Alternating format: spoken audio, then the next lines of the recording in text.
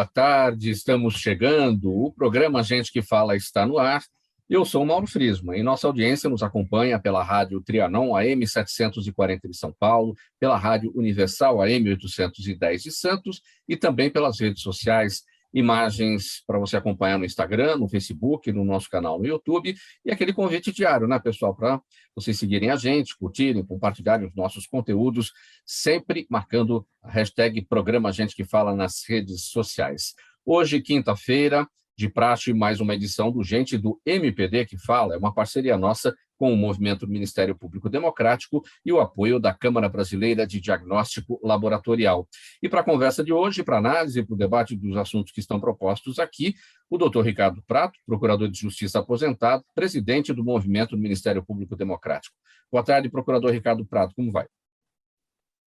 Boa tarde, Mauro. É um prazer poder estar aqui mais uma vez e poder falar com os ouvintes nessa data tão importante que se avizinha. Muito obrigado pela presença. O procurador Ricardo Prado, também presente aqui com a gente, o doutor Antônio Carlos Fernandes, presidente da Confederação Nacional das Carreiras Típicas de Estado, CONACAT, mais uma vez colaborando conosco. Tudo bem, Antônio Carlos? Estar aqui novamente e num dia já em clima de festas, em período de festas, então é um prazer estar aqui com todos. Também com a gente o doutor Fábio Monteiro Lima, advogado. Ele é atuante na defesa de servidores públicos federais, com foco no acompanhamento parlamentar lá no Congresso Nacional. Tudo bem, doutor Fábio? Boa tarde, Mauro. Boa tarde, doutor Ricardo, presidente Antônio Carlos. Um prazer falar com todos os ouvintes aqui do nosso programa. Até mais. Muito obrigado pela presença e vamos aqui ao nosso primeiro assunto de hoje, a PEC, a Proposta de Emenda à Constituição 32 de 2020, que trata da reforma administrativa. Está pronta para ir para o plenário da Câmara dos Deputados desde o final de setembro. O projeto muda a estrutura do serviço público e retira benefícios dos servidores, como gratificação salarial e estabilidade, como é atualmente. O texto do projeto passou por diversas modificações, até a votação em comissão especial, mas continua com trechos polêmicos. Antônio Carlos, eu começo aqui abordando o seguinte ponto. O ministro Paulo Guedes chegou a dizer que essa proposta, essa PEC, não iria atingir direito do funcionalismo público atual e que funcionaria apenas como um filtro, nas palavras dele, criaria um filtro para valorizar o funcionalismo. O que ele quis dizer com isso? Eu acabei de dizer que a proposta retira benefícios dos servidores, como gratificação salarial e estabilidade. Ele quis dar um recado absolutamente falso à sociedade. A mudança seria estupidamente forte e nós temos que dizer que, felizmente, Mauro, doutor Ricardo, doutor Fábio, nós temos que dizer que conseguiu-se não votar até então esta PEC 32, felizmente por ter ido à sociedade, pelas organizações sociais, vereadores e câmaras municipais de todo o Brasil, terem levado o debate à sociedade, né, para o devido esclarecimento. E aí esta afirmação do ministro caiu por terra. Ficou claro o quanto é o desmonte, o tamanho do desmonte do Estado brasileiro, o quanto a sociedade perderia ou virá a perder se em algum momento voltar dessa forma, ou essa PEC 32, o quanto a sociedade irá perder. E aí eu tenho que comentar rapidamente, Mauro, que a mobilização de vereadores por todo o Brasil, repito, de terem chamado para si a responsabilidade de discutir um assunto dessa magnitude nas suas comunidades, nos seus municípios, levando para a base da sociedade a real discussão e a completa discussão do assunto, foi uma das coisas que nós entendemos, fez com que deputados parassem um pouco para analisar e reavaliar essa questão da PEC 32. Felizmente, parece que estamos aí com um bom andamento. Doutor Fábio Lima, quando o assunto acaba indo para a sociedade civil, para o efetivo debate, para o verdadeiro debate, como destacou aqui agora o Antônio Carlos, né, indo para os prefeitos, indo para os governadores, enfim, a situação acaba saindo, né, do âmbito dos deputados federais, dos senadores, caminha diferente. Com certeza, né? A gente tem uma situação hoje no Congresso Nacional que é de induzir votações muito céleres, principalmente quando tem algum dano à sociedade. Então, você busca fazer a votação o mais rápido possível para diminuir o debate. Quando a sociedade pôs a mão e levou esse debate a cada ponto do Brasil, nós tivemos audiências públicas diversas no estado de São Paulo, por exemplo, em Santos mesmo, dizer, não, espera lá, então isso vai nos afetar e como vai afetar. E há um constrangimento do parlamentar de não aceitar mais se submeter a uma votação tão célere. Ele quer realmente consultar suas bases ao ser questionado nesses temas. O que é mais polêmico, doutor Fábio? É a questão da estabilidade do emprego, o fim da estabilidade do emprego do servidor público? O que é que, dentro do que está proposto na PEC, mais afeta? Bom, essa PEC ela representa um modelo, não é nem de Estado mínimo, mas é de Estado ausente, de Estado que não se responsabiliza pelos direitos sociais. A Constituição de 88 criou um Estado responsável pela sociedade, que tem que entregar direito à saúde, à educação, à segurança, ao meio ambiente saudável para a população e faz isso de maneira republicana, ou seja, age em nome da sociedade, contrata pessoas de maneira impessoal para prestar um serviço sob o prisma da legalidade. A PEC 32 ela afasta tudo isso. Ela vinha inicialmente com o texto da subsidiariedade, em que o Estado só atuaria onde a iniciativa privada não quisesse. Essa palavra não está mais escrita, mas o espírito continua, em que o Estado não vai prestar o serviço diretamente, vai transferir esse serviço para particulares que vão prestar integralmente sob regime de direito privado. E aí não vai precisar de concurso público, não vai ter estabilidade, não vai ter nada disso.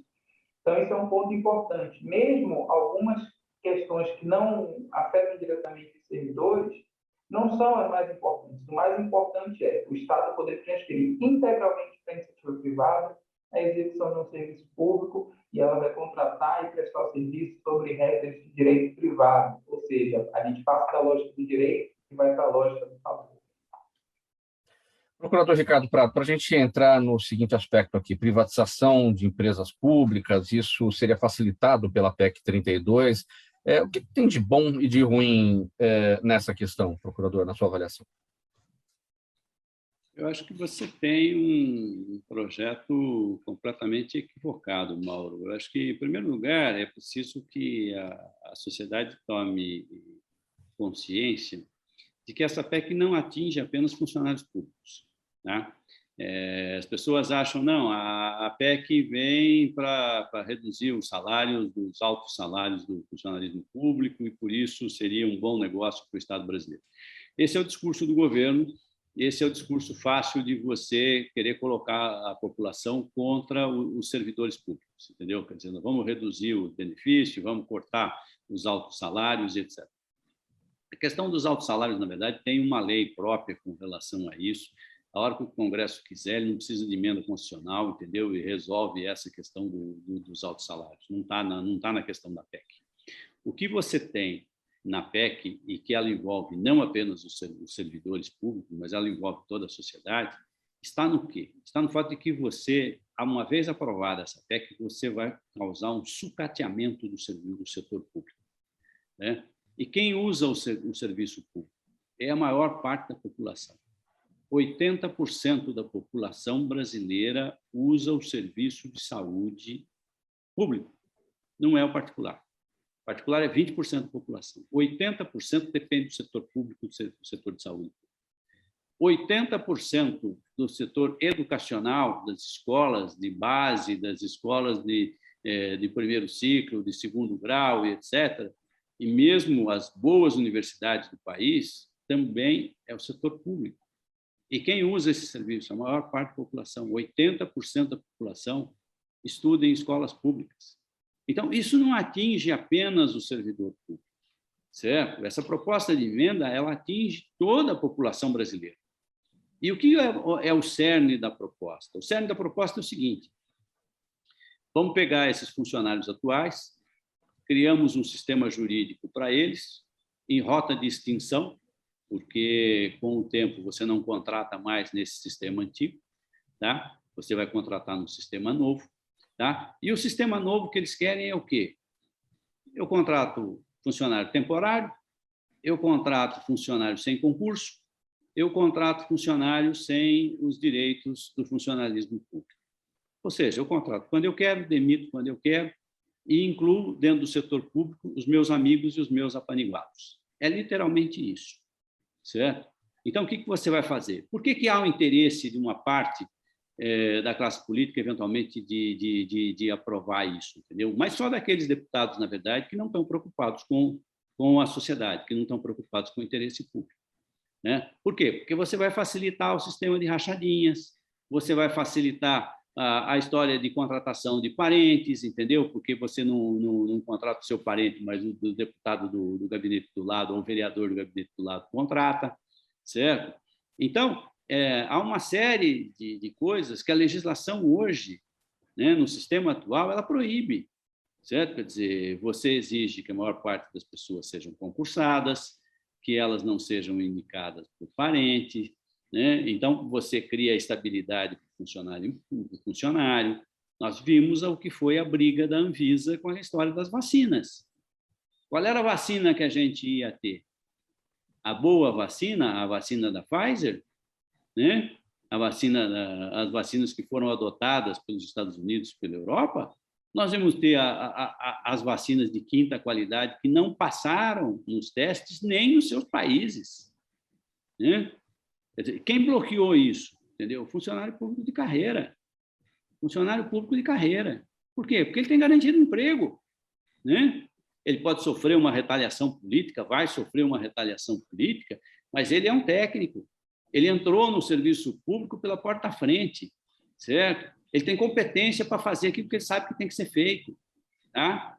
E as pessoas não se dobram assim tão simplesmente. Não é todo mundo que você dobra com ameaça, ou com dinheiro, ou com malandragem, não. Você tem muita gente séria no país, tá?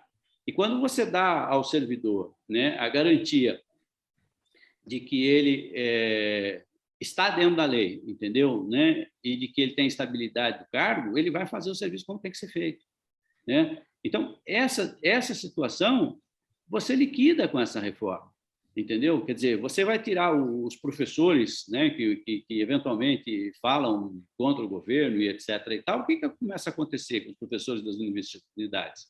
Você é mandado embora. Se a PEC for aprovada, esses professores perdem tudo o emprego, né? Quer dizer, então você vai fazer o quê? Você vai expulsar do serviço público os bons profissionais, entendeu?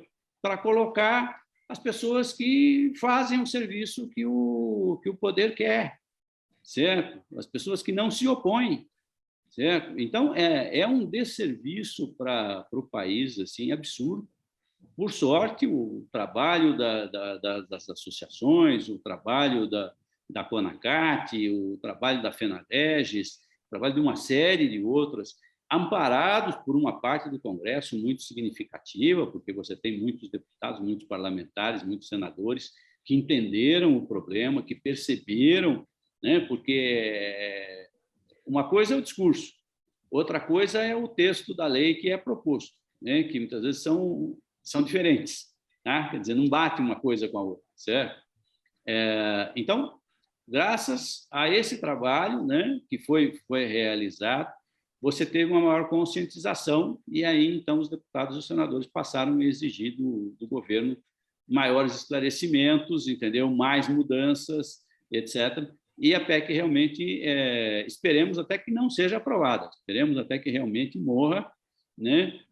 Que não retorne no próximo ano, porque esse projeto é um total desserviço para o país e não é um desserviço para os funcionários públicos, não. É um desserviço para toda a sociedade, para todo usuário de serviço público.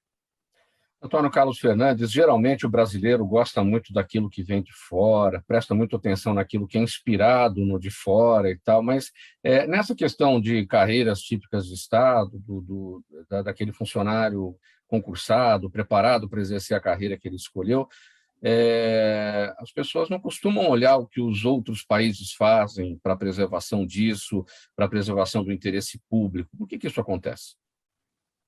Olha, para começar, se nós formos pegar os exemplos de nações que são dadas como exemplo no Brasil, elas têm estruturas de Estado bastante robustas, aliás, muitas vezes mais robustas que a nossa própria do Brasil.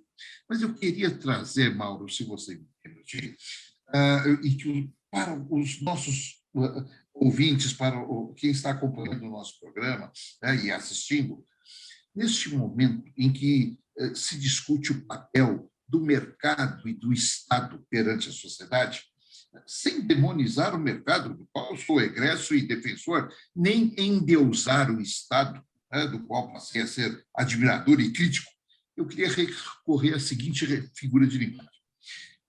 Estamos três andando na rua, para a gente pegar um exemplo bem prático. Estamos três andando na rua. Mercado, Estado e o objeto de todos, a sociedade. E se deparam com um grave problema social. Por exemplo, famílias em situação de vulnerabilidade. A sociedade diz para os dois, isso não poderia ter chegado a esse ponto, mas aí está. O que vocês irão fazer?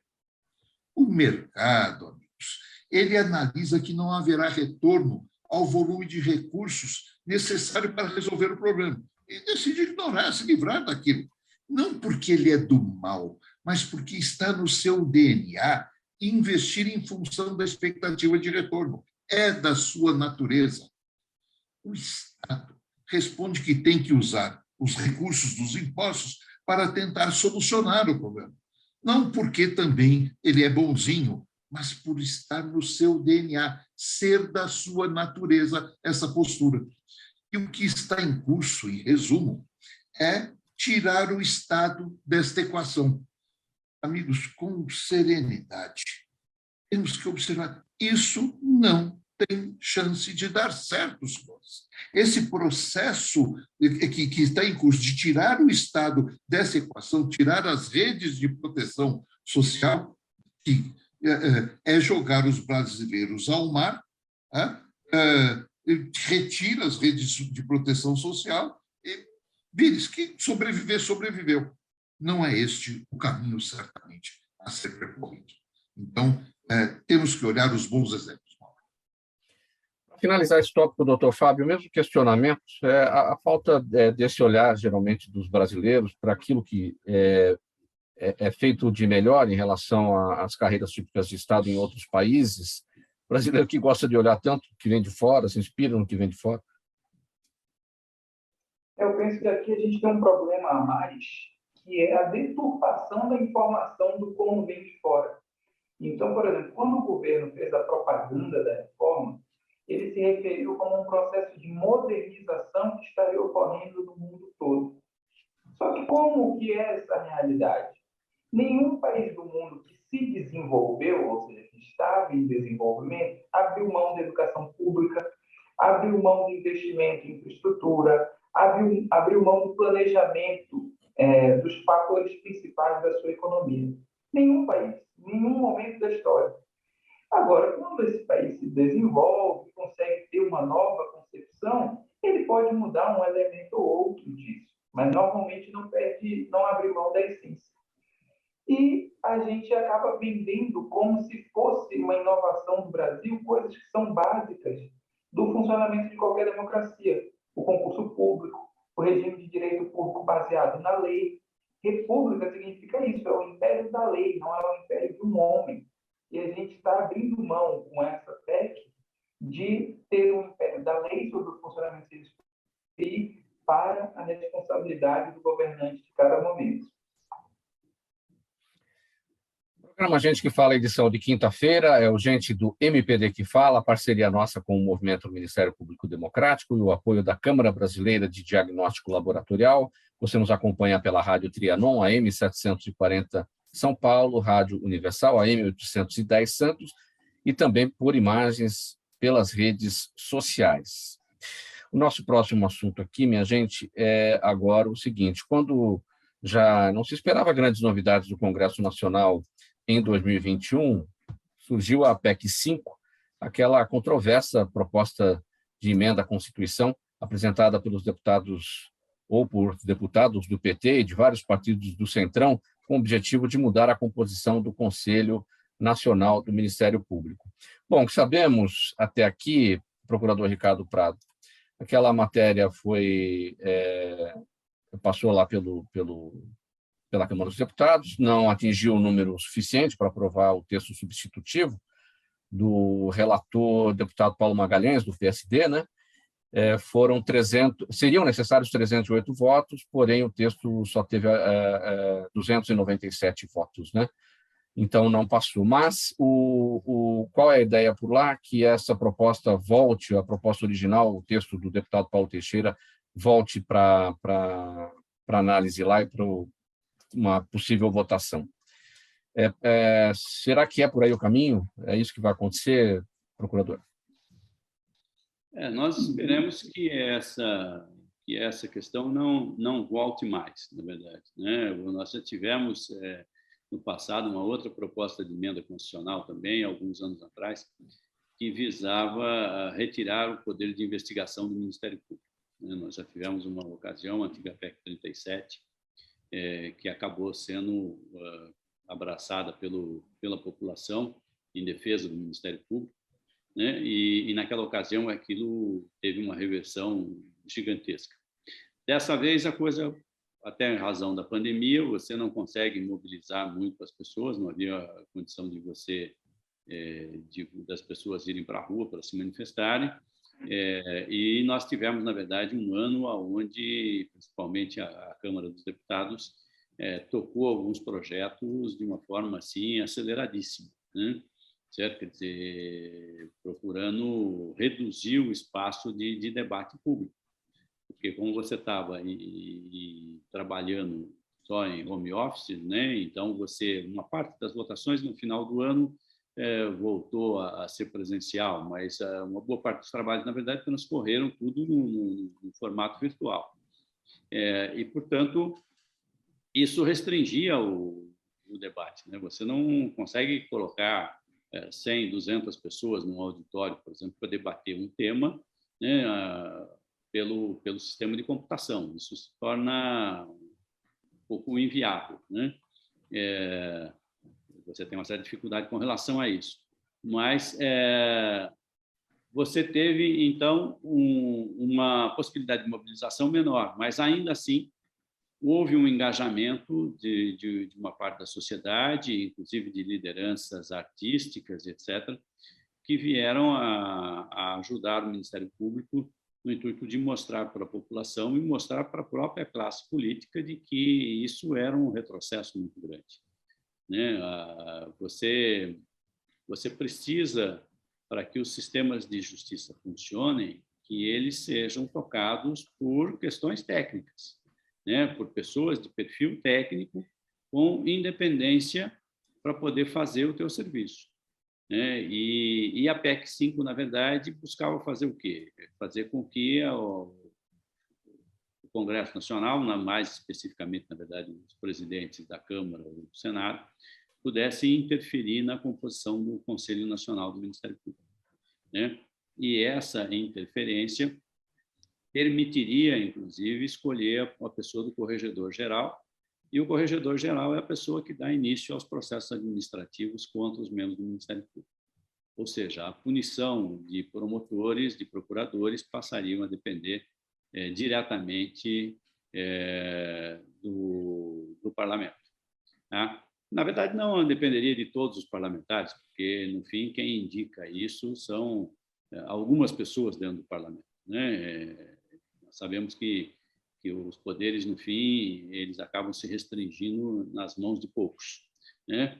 E essas pessoas acabavam tendo interesse nessa nomeação, certo? Isso é muito ruim, é ruim para o Ministério Público, é ruim para o sistema de justiça, E enquanto a gente não tiver realmente, não assegurar essa independência de funcionamento, você terá retrocessos, né? Quer dizer, como a gente teve.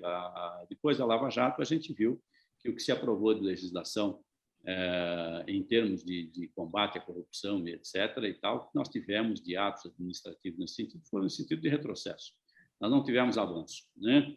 Certo? Quer dizer, era para você, uma vez que a sociedade está consciente do problema da corrupção, uma vez que os parlamentares estão conscientes do problema, né? Que todos nós, na verdade, nos uníssemos para tentar resolver o problema, né? E o que a gente viu, na verdade, foi uma parte das pessoas que não têm interesse em resolver esse tipo de problema, na verdade, e que têm poder, fizessem movimentos no intuito de desestruturar o sistema de combate à corrupção. A gente viu o que aconteceu com o COAF, que deixou de existir, foi transformado em outro órgão, foi mudado de coisa, perdeu sua autonomia. Então, e isso também se tentou fazer com o Ministério Público. Se houver a captura do Conselho Nacional do Ministério Público por parte do Parlamento, nós teremos o fim da independência do Ministério Público. Isso é absolutamente claro. Se passar essa proposta, acabou um pouco de autonomia que o Ministério Público possui.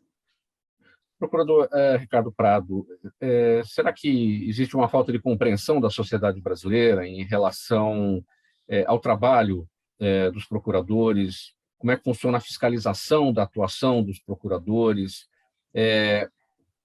Informações sobre o risco de uma interferência política nesses casos de atuação, porque é isso que fez com que a PEC, em dado momento, fosse chamada, né, de PEC da vingança. Você teve, na verdade, a PEC se originou de uma proposta de um deputado do Partido dos Trabalhadores, um deputado do Estado de São Paulo, inclusive, que tinha feito uma representação no Conselho Nacional do Ministério Público contra o procurador da República, o Deltan Dallagnol. Ele fez uma representação contra o Deltan e essa representação foi arquivada. Por quê? Porque o fato não caracterizava nenhum ilícito. Depois houve outros procedimentos também contra o mesmo procurador, entendeu? Porque em razão da Lava Jato ele arrumou uma série de políticos que foram processados e que obviamente se transformaram em inimigos e passaram também a tentar processá-lo, né? Porque as pessoas às vezes não percebem o seguinte, né? O membro do Ministério Público, quando dá início a um processo contra alguém, ele também se torna, eventualmente, o objeto de um processo no sentido contrário, tá? Que é um processo administrativo, muitas vezes que pode resultar em punições, entendeu? Que pode resultar, eventualmente, até em perda do cargo, tá? Ou até em prisão, né? Também é possível, não é impossível, tá? Então, o juiz e o promotor, eles também estão sujeitos ao cumprimento da lei, certo? E se eles também andarem fora, eles também correm o risco. E toda vez que você mexe com uma pessoa importante, que você processa alguém importante, que tem conhecimento jurídico, que tem recursos, etc., invariavelmente você acaba respondendo ao processo administrativo também, certo? Isso é regra, não é exceção, não. Você mexeu com gente grande, entendeu? Você tem troco, não sai de graça, certo?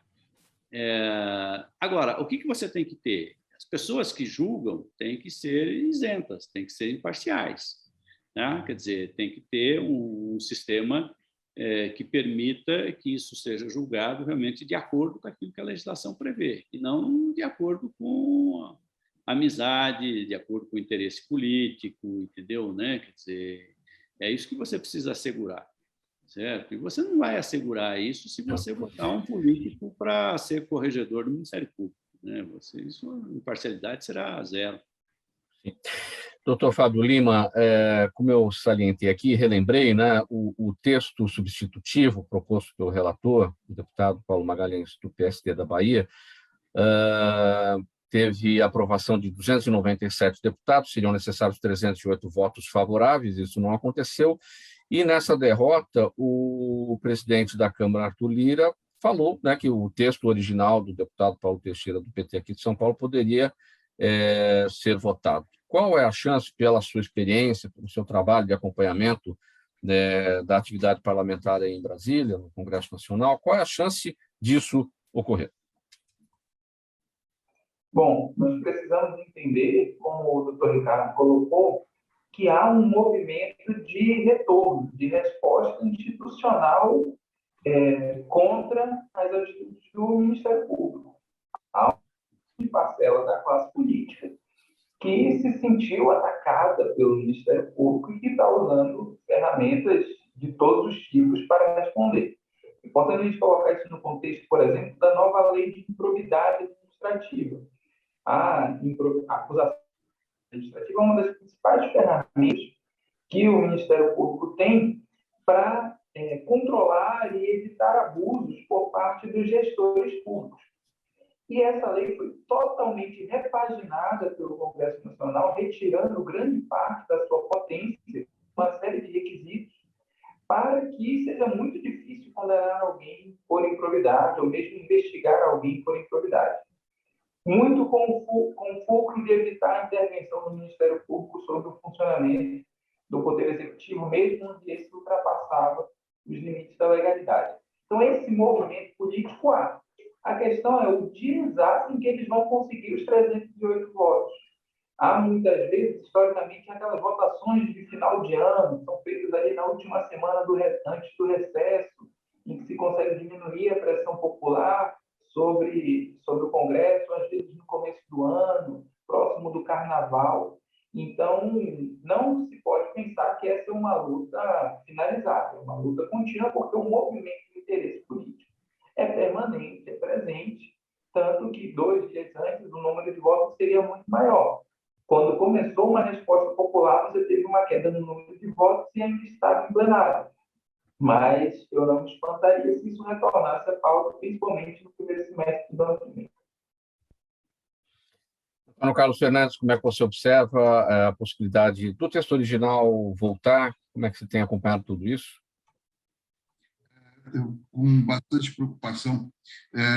E isso abre um espaço, tanto o que o doutor Ricardo falou, quanto o doutor Flávio falou, vale a gente trazer a pauta que está sendo articulada para o próximo ano de uma forma contundente, de uma forma forte, as audiências públicas ampliadas e levar essas discussões que envolvem toda a sociedade, que dizem respeito a toda a sociedade, levar para ser discutida com a sociedade.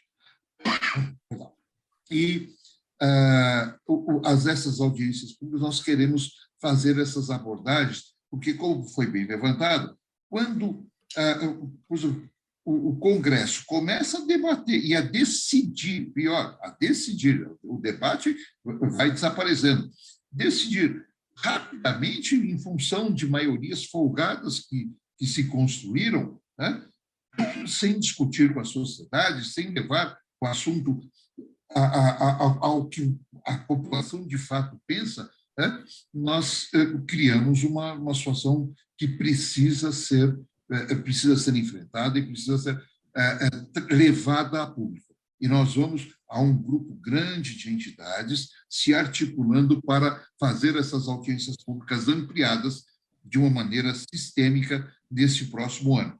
E, com isso, trazer... Vamos ouvir o que a sociedade pensa, né, sobre esses temas que afetam tão diretamente ela. E isso vai ser feito através de câmaras municipais, através de audiências, até em entidades, organizações vão se unir para fazer uma ampla discussão desses temas todos. E nós esperamos, com isso, fazer com que valorizar o trabalho do parlamentar, do deputado federal, do senador, dos deputados estaduais e vereadores, fazer uma valorização do trabalho do parlamento, que nós defendemos fortemente como sendo absolutamente necessários, mas fazendo com que ele possa perceber na sociedade qual é a reação a essas posturas todas. E aí entra, de novo, essa questão. Esse é um assunto que poderá voltar, sim, A baila poderá voltar à discussão, tem tudo para voltar à discussão, né, por causa da forma, da sua origem, de como ele foi estruturado, né? E nós temos que estar atentos a isso sim, Mauro, para não deixar acontecer de se decidir coisas dessa magnitude sem uma profunda discussão com a sociedade. Vamos fazer uma pausa breve aqui no programa Gente que Fala, edição de quinta-feira, gente do MPD que Fala, parceria nossa com o Movimento Ministério Público Democrático e o apoio da Câmara Brasileira de Diagnóstico Laboratorial. É rapidinho para a mensagem do nosso apoiador e a gente já volta para falar sobre um outro assunto que tomou conta do noticiário e a população, claro, sempre perplexa, questão do orçamento secreto. A gente volta já. Os melhores trabalhos de comunicação nunca abrem mão de um excelente instituto de pesquisas. A Orbis é um instituto de pesquisas que une precisão e confiabilidade estatística com a mais alta tecnologia em pesquisas do mercado. Na sua próxima pesquisa, se eu fosse você, chamava Orbis. Até porque o sucesso é consequência direta da informação que você tem e o que você faz com ela.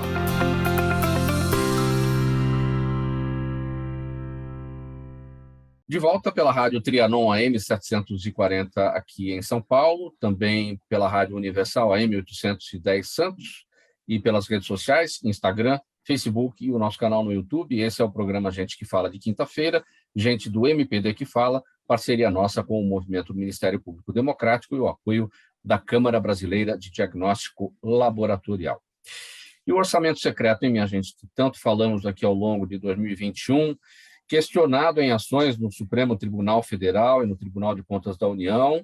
Pois é, o orçamento secreto surgiu com a criação, em 2019, de uma modalidade de emendas parlamentares, chamada emenda de relator, a RP9. Esse tipo de emenda permite a identificação do órgão orçamentário, da ação que será desenvolvida e até do favorecido pelo dinheiro. Só que o nome do deputado que indicou a destinação da verba fica oculto. E aí eu pergunto aqui, a gente já debateu esse assunto outras vezes aqui no Gente do MPD que Fala, eu pergunto para o procurador Ricardo Prado, como é que pode existir um orçamento secreto com dinheiro nosso, dinheiro público? Exatamente, Paulo, né? Não deveria e não pode, certo? Né? Então, quer dizer, você tem que ter a publicidade da destinação e de quem é o deputado ou parlamentar que está propondo a destinação do recurso.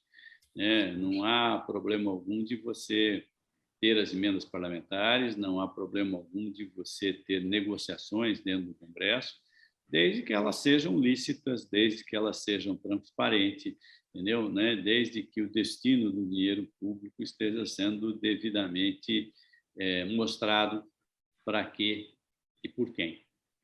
Se você não tiver isso, quer dizer, dinheiro público, entendeu? Sem identificação, entendeu? É absolutamente insustentável. Doutor Fábio, digamos, a pulga atrás da orelha da sociedade é isso tudo em troca de apoio político. Se você vota comigo, você tem. Se você não vota comigo, você não tem. É curioso, inclusive, porque se a gente volta alguns anos, as emendas orçamentárias sempre foram utilizadas com essa finalidade. Você sempre teve uma cota do orçamento destinada de forma regulamentar para cada parlamentar indicar um destinatário, uma prefeitura, uma obra do seu governo do Estado, como seja. Só que a execução dessas emendas era objeto desse tomar lá da cá. Então, você separava o valor do orçamento, 15 milhões por deputado, aproximadamente, mas o governo federal executava de quem apoiava e não executava de quem não apoiava. Então, você teve uma emenda à Constituição que criou a emenda impositiva. Para acabar com esse toma lá da cá, as emendas estavam lá dentro do orçamento e iam ser executadas ao longo do ano normalmente. Só que você perdeu o principal mecanismo de formação de governabilidade no nosso sistema, que é a manipulação do orçamento público em torno do apoio político. E aí foi criada a RP9 justamente quando começa a funcionar o sistema da emenda impositiva que ia no sentido contrário. Então, Com certeza, isso a gente pode afirmar, isso é muito claro até nas informações prestadas pela Câmara e pelo Senado, que se referem a essas emendas como um mecanismo normal de defesa da governabilidade em documento oficial entregue ao Supremo Tribunal Federal. E essa questão de que a emenda ela pode ser destinado ali um agente público, né, para a emenda, pode ser um governador, pode ser um prefeito, ou até alguém da sociedade, o que poderia criar a figura do laranja. A gente debateu isso a respeito aqui já uma vez no programa Gente que Fala, a partir de uma observação da jornalista Miriam Leitão na coluna dela. Sim, isso é uma possibilidade, principalmente organizações da sociedade civil. Você tem uma noção, no ambiente menor dos municípios, é comum você ter emenda parlamentar para fazer a festa do peão, para fazer a festa da laranja. E essa festa vai ser conduzida pela organização tal, pela associação comercial, pela organização social X ou Y. Isso ocorre também no nível federal, por exemplo, com emendas que vão direto para as santas casas, ou coisa desse gênero. E aí esse dinheiro vira dinheiro privado quando é executado na ponta, e isso tem muito menos controle. Quando o dinheiro público vai para uma organização social pelo regime normal, ele vai por convênio. Esse convênio tem que ser prestado contas, mas ainda assim você não tem concurso público, não tem licitação, que abre margem para vários tipos de problemas. Antônio Carlos, muitas dessas emendas, isso ao longo da história, nesse caso aqui, a gente viu que muitas delas se transformaram em tratores, através da Companhia de Desenvolvimento do Vale de São Francisco, e isso foi chamado de tratoraço. A gente já viu outras situações, outros episódios, para compra de ambulâncias, enfim, a gente acaba desconfiando, né? Tem tanta coisa que as emendas poderiam patrocinar, né? Tanta coisa a ser feita nesse país. Isso é legal, isso é legítimo, né? Então os deputados levam para suas bases, aquilo serve realmente para ele como um chamariz eleitoral, isso tudo está dentro do sistema, não há nada de ilegal em relação a isso, mas a forma como isso está sendo feito, né? E isso não é de hoje. Realmente, e eu já ouvi num programa que participamos numa outra ocasião, do próprio doutor Ricardo, ele fez uma abordagem até muito bem feita sobre isso. É legítimo, é legal, tem procedência, tá? Mas tem que haver transparência. Se não há transparência, é porque alguma coisa está errada. O que está por trás desse processo tem que ser questionado. Então, nós temos que... Mais uma coisa, que, mais uma vez, é uma coisa que eu procuro insistir um pouco, Mauro. A maior virtude dos parlamentos é a pluralidade, estar ali representados todos os segmentos sociais e, por entendimento, por acomodação de objetivos e de interesses, se caminha. Não é saudável que nenhum segmento social, qualquer que seja, tenha o domínio absoluto do parlamento, como agora aconteceu nessa legislatura. E observe-se que foi nessa legislatura, no início dessa legislatura, quando essa maioria folgada se formou, em 2019 é que foi aprovado esse orçamento secreto, essa emenda do relator dessa forma. E que também, de novo, agora há pouco, nós vimos a Câmara fazer de novo uma nova lei para tentar burlar a decisão do Supremo Tribunal Federal. Quando essas maiorias se formam dessa forma, elas perdem a referência importante do contraponto. E aí, como também disse o doutor Ricardo, a meia dúzia de pessoas que, de fato, dá as cartas e nos embaralha a todos, é que acaba dando o ritmo dos acontecimentos. Nós temos que, de fato, levar essa discussão à sociedade também. Nós temos que fazer com que, e para isso, volto a dizer, uma série de organizações sociais e classistas estão se articulando para, vamos dizer, ajudar o Congresso a repercutir essas discussões perante a sociedade. Então, é legítimo, não tem dúvida nenhuma, como você bem falou, né? Mas nós temos que preservar a transparência. Não pode haver dúvidas sobre as motivações que levaram àquele encaminhamento daquelas verbas. Doutor Fábio, estamos falando em exigir transparência em relação a esse dinheiro que é nosso. Mas a gente poderia fazer um outro tipo de exigência, por exemplo, que se acabasse com esse negócio de verba por meio de emenda.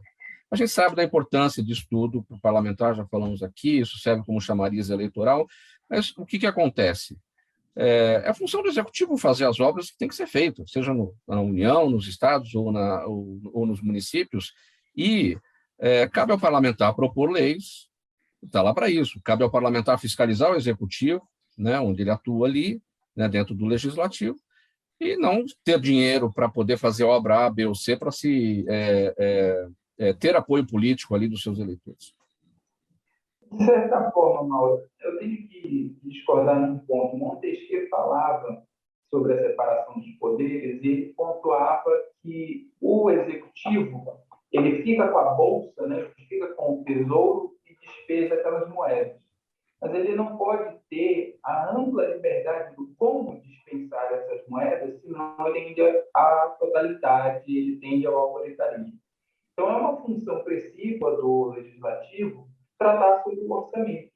O executivo mandar uma proposta e essa proposta ser aperfeiçoada para refletir as divergências da sociedade, como colocou Antônio Carlos. Senão, só o grupo que elegeu o presidente da República teria acesso aos recursos do orçamento. E dentro disso, faz sentido modificar o orçamento. O que a gente pode verificar, talvez não, com certeza, se degenerou no Brasil, é que ao invés de discutir o orçamento de modo amplo, virou-se, olha, não, é 15 milhões para cada um, é 30 milhões para cada senador, cada um fica com sua opinião e a gente não vai realmente pensar as prioridades do Brasil, que esse deveria ser o papel da discussão orçamentária do Congresso. Olha, o governo mandou, por exemplo, agora com teto de gastos, o governo mandou uma proposta e diz que não tem dinheiro para o Auxílio Brasil e está construindo um submarino nuclear. Será que a gente tira o dinheiro do submarino e bota no Auxílio Brasil ou a gente precisa realmente investir mais em defesa? Quanto vai para cada área? Esse é o grande papel da discussão orçamentária dentro do Congresso, talvez não essa política miúda de ficar dando quinhões tão pequenos de orçamento que não consegue fazer nada de realmente útil para a sociedade, faz pequenas obrinhas com fins eleitoreiros. Procurador Ricardo Prado, para a gente debater também essa dificuldade que assim, temos muitas prioridades e qual é a função do gestor, do administrador? Eleger prioridades, tudo é necessário, mas você tem que ter ali uma prioridade.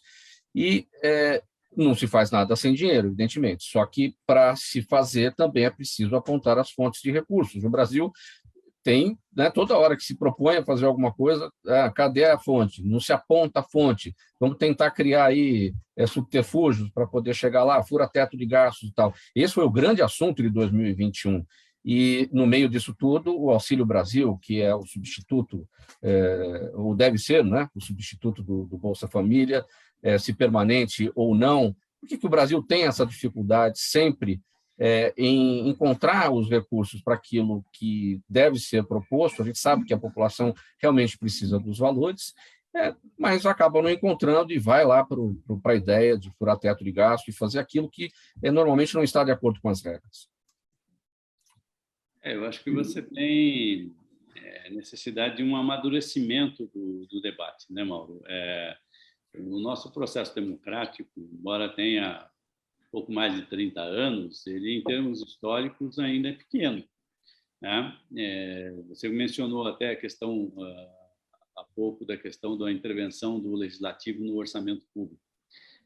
Para você ter uma ideia, na Inglaterra, onde o volume de legislação é muito menor do que a nossa, porque eles não legislam, em geral, sobre costumes, né? Isso tudo é tratado pelo costume da população e tal.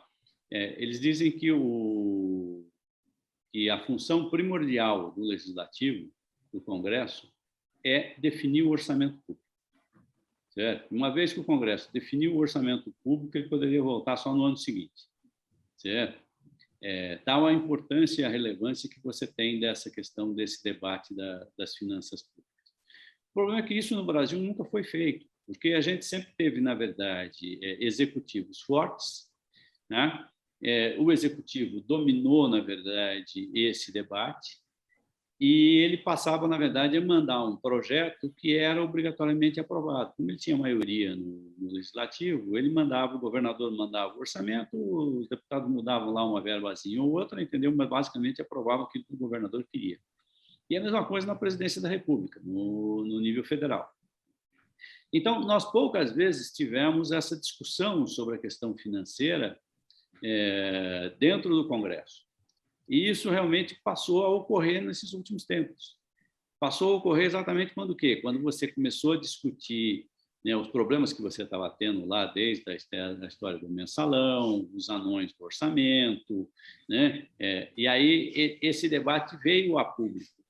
E isso é extremamente importante, inclusive para a sociedade, para que as pessoas, inclusive, começam a entender a necessidade de orçamento público, inclusive nas suas próprias vidas. Né? Quer dizer, nós estamos agora aí também com alguns projetos já em andamento de ensino de finanças públicas nas escolas, né? E de finanças pessoais também. Certo? Quer dizer, as pessoas precisam aprender a necessidade de um orçamento, como é que se faz um orçamento, né? É a mesma coisa na sua casa, quer dizer, ou na minha casa, quer dizer, você tem filhos, você tem uma pessoa que mora com você, que vive com você, né? Quer dizer, como é que você divide os recursos? Como é que isso é feito? Quer dizer, uma pessoa só decide tudo, certo? Nos sistemas antigos nossos era assim, o presidente decidia tudo, o governador decidia tudo e acabou, certo? Agora não, né? Agora você tem um processo que é mais democrático, é mais demorado, é mais difícil, né? Você tem mais ponto de vista, mas todo mundo está começando a dar palpite, entendeu? Né? Quer dizer, até o filho menor lá está dizendo, não, pai, eu quero uma mochila nova para ir para a escola, eu quero aquilo, entendeu? Né? E isso está entrando no debate. Então, até essas verbas menores que você fala, não, é a verba para comprar um trator, é a verba que dentro do orçamento público é uma verba pequena, elas começam a vir para o debate. Né? Quer dizer, você precisa justificar isso, você precisa fazer isso de forma que a sociedade esteja de acordo com essa destinação. Né? Então, é um processo mais amplo, nós evoluímos um pouco, a história das emendas impositivas foi um avanço, né? Porque você cortou um sistema de negociação que tinha uma parte não correto, não legal, entendeu? Não moral, né? E agora você criou um novo mecanismo de substituição. A emenda de relator, na verdade, como o Dr. Fábio mencionou, ela veio para criar novamente essa negociação que é imoral, né? Porque você não está lá para negociar para o bem da sociedade e não para o bem do parlamentar. Entendeu? Né? Quer dizer, há um desvio de objetivos. O interesse que tem que prevalecer é o interesse público, o interesse da sociedade, e não o interesse do parlamentar. Doutor Fábio, você que acompanha de perto a atuação parlamentar no Congresso Nacional, a gente está no final do ano, é um momento em que há aquela reflexão, todo mundo quer passar limpo o que foi que aconteceu para melhorar a situação no ano seguinte, enfim.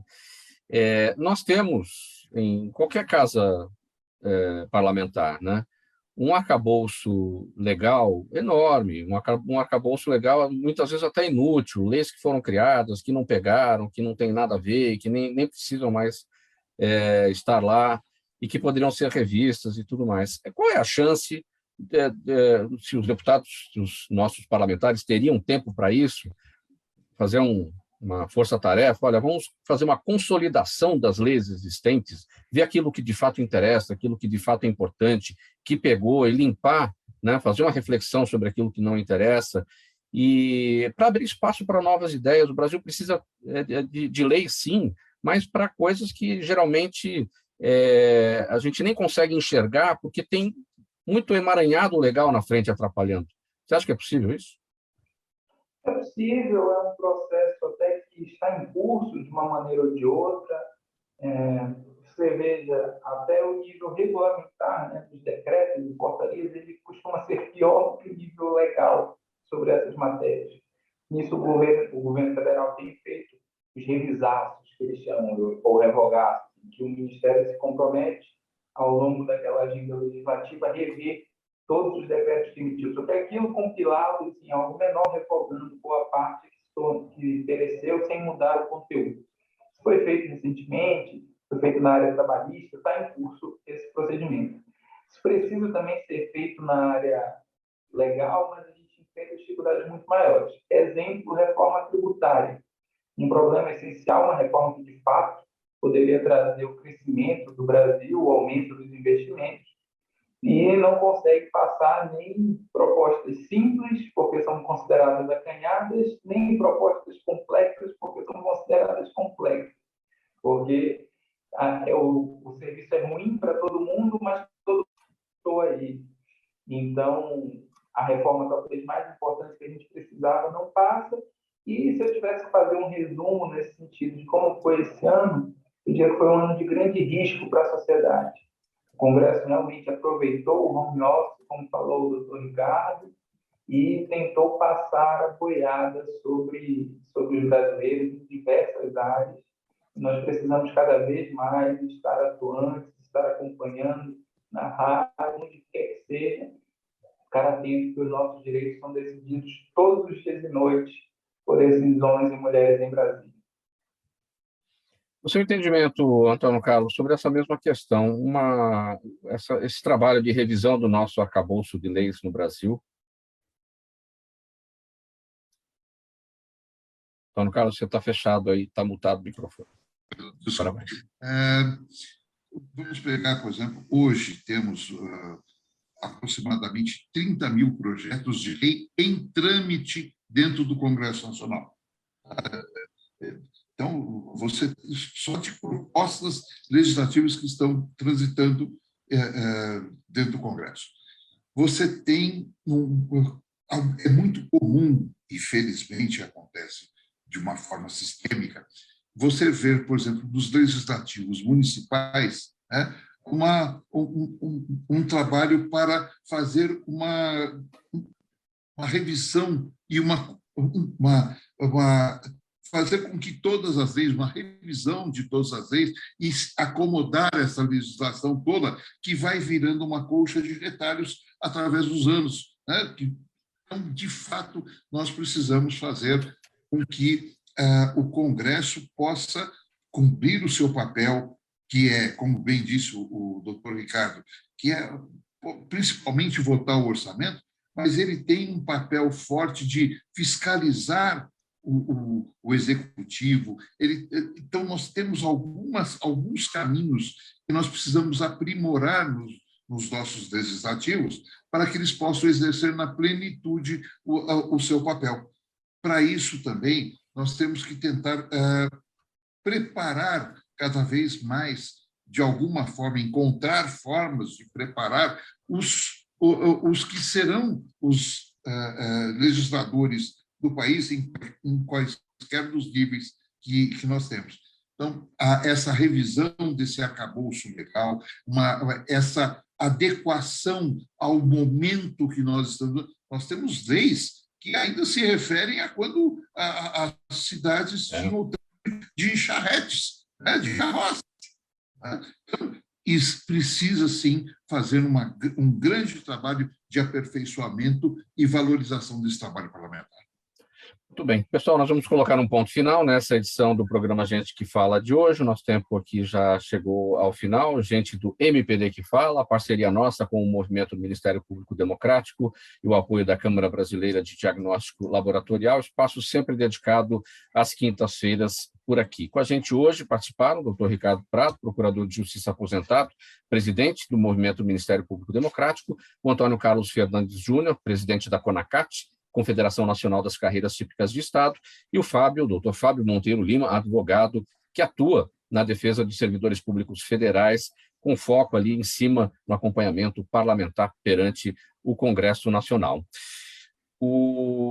Vamos aqui para a nossa ficha técnica de encerramento. O Sérgio Souza, na gerência técnica da Rádio Trianon, apresentação minha, Mauro Friesman, pauta e redação do Pedro Schiavon, nossa diretora de produção, Zenilda Salvato, nosso diretor-geral, jornalista Fausto Camunha, você ouvinte, você espectador, a razão da nossa presença aqui todos os dias. Você fica na sequência aqui na Rádio Trianon com o musical Trianon, até às 15h, e depois o programa Duas na Tri, com a apresentação de Malu Mota e Silvia Vinhas. Antes disso, as informações do trânsito aqui pelas ruas e avenidas da capital paulista. Minha gente, obrigado pela audiência. Tchau, até amanhã.